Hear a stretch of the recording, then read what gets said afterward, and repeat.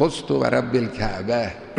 بعد هم امام حسن مجتبی علیه السلام آمد سر اون بزرگوار رو در دامان گرفت. روایت دارد که خون از سر مبارکش میریخت و محاسن مبارکش خونین شده بود. امام حسن همطور نگاه میکرد به صورت پدر. گریه چشمان امام حسن رو پر اشک کرد. اشک از چشم امام حسن یک قطره افتاد رو صورت امیرالمؤمنین. حضرت چشم رو باز کردن، گفتن حسنم گریه میکنی؟ گریه نکن. من امروز در این لحظه در حضور جماعتی هستم که اینها به من سلام میکنن. کسانی در اینجا هستند در همون لحظه اول اونی که نقل شده است از حضرت، فرمود پیغمبر اینجاست، فاطمه زهرا اینجاست.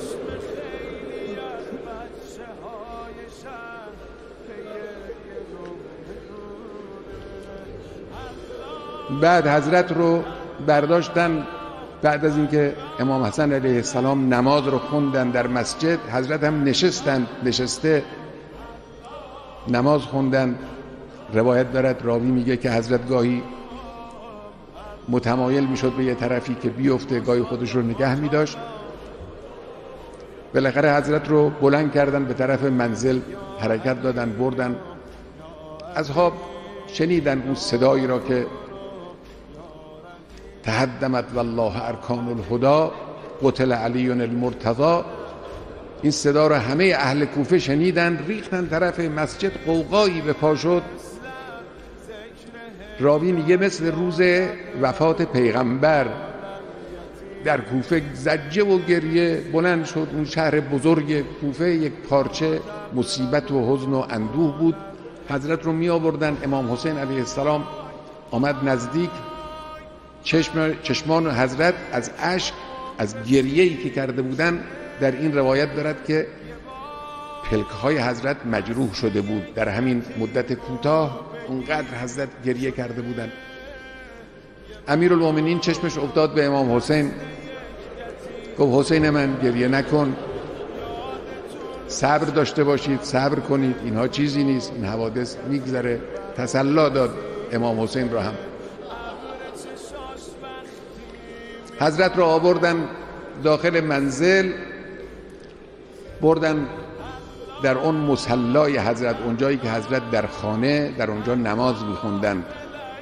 فرمود ببرید مرو اونجا برای حضرت بستری گستردن، حضرت رو اونجا گذاشتن. اینجا دختران امیرالمؤمنین آمدن،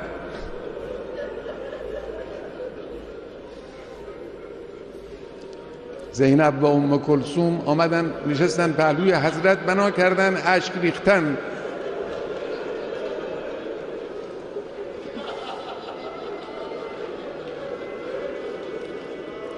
امیرالمؤمنین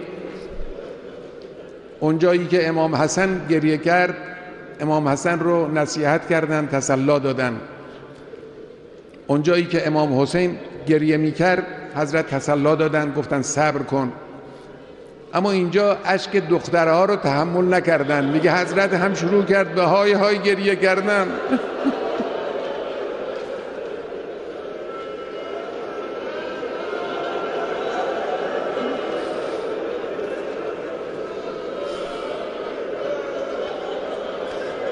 یا امیرالمؤمنین،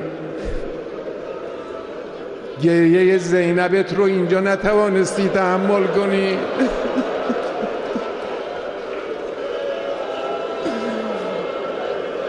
اگر در روز عاشورا میدیدی چگونه زینبت اشک میریزه، نوحه سرایی میکنه، چه میکردی؟ فزت و رب الکعبه. بعد هم امام حسن مجتبی علیه السلام آمد سر اون بزرگوار رو در دامان گرفت. روایت دارد که خون از سر مبارکش میریخت و محاسن مبارکش خونین شده بود.